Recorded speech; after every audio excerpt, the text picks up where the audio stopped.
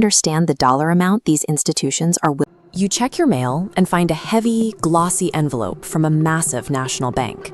You tear it open, and inside is an offer that feels almost too good to be true. Open a checking account, set up direct deposit, and they will hand you $250 in cold, hard cash. To a young adult just starting out, or anyone surviving an economy where people are losing their jobs and packing up their desks, this looks like free money. It feels like an anomaly in a world where nothing is ever given away. This diagram shows the acquisition cost. The bank is purchasing a future financial asset for the fixed price of $250. That asset is your lifetime spending power. The checking account is a loss leader, costing the bank money up front. But once your direct deposit is set up, you are locked into their ecosystem. 10 years down the line, you'll likely need an auto loan, then a mortgage, then a premium credit card with a high annual fee. The initial $250 they paid is an investment in decades of compounding interest. Right now, major financial institutions are pouring billions of dollars into a silent conflict. They are deliberately taking losses today to capture young, broke customers, because securing your loyalty right now guarantees they control the vast wealth you will build over your lifetime. The current rulers of global wealth are the massive legacy institutions, places like JP Morgan, Goldman Sachs, and American Express. These entities have been around for decades, accumulating immense influence and trillions of dollars in assets. Big institutional money loves these banks because they currently hold the vast majority of wealth belonging to older generations. Look to legendary value investors who dedicate massive portions of their portfolios to companies like American Express because they are stable and established. Below those legacy titans is the stagnant middle. This is where companies end up when they survive their initial startup phase but fail to innovate fast enough to reach legacy status. This chart shows what happens when momentum dies.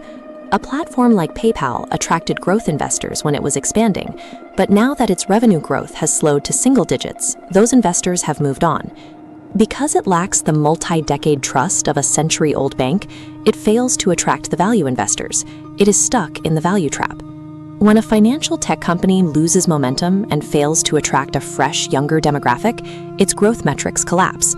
The institutional money walks away, and the remaining shareholders begin to panic. Survival in the financial sector requires either century-old legacy trust or massive adoption among the youth. Being caught in the middle results in total irrelevance, as both growth and value investors look for better opportunities elsewhere. Modern fintech platforms like SoFi and Robinhood operate on a different battlefield. They are intentionally ignoring the 65-year-olds who currently hold multi-million-dollar portfolios. Their target is the young adult with a low net worth but high digital expectations. These platforms build their user experience around a smartphone interface, moving between stock charts, checking their balances, and approving loans with a tap. This strategy positions them for a massive demographic shift. Over the next 2 decades, baby boomers will pass down their assets to millennials and Gen Z in the largest transfer of wealth in human history. Legacy banks rely on the assumption that inherited money stays locked inside traditional accounts.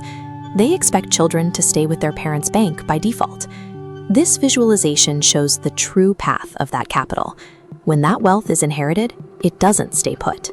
The younger generation liquidates those legacy accounts, and the money flows directly into the modern fintech apps they have already been using for years. A broke student today is a high net worth individual tomorrow.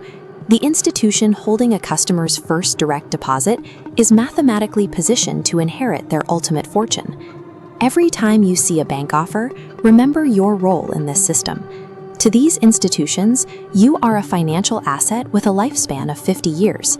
Every year you spend with a competitor represents decades of lost revenue for a bank.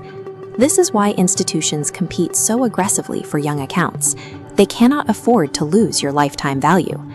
Once you understand the dollar amount these institutions are willing to pay for your attention, you can leverage their competition. You can collect their sign-up bonuses, maximize their premium rewards, hunt down the best interest rates to build your own net worth instead of theirs. Demystifying this system and explaining the mechanics of dinking is the entire purpose of Credit IQ. We break down the complex mechanics of the U.S. credit system, teach you the math required to use credit cards effectively, and help you identify aggressive financial scams. Stop being the product and start being the player. Subscribe to Credit IQ to learn the strategies required to shift the balance of financial power back to your own bank account.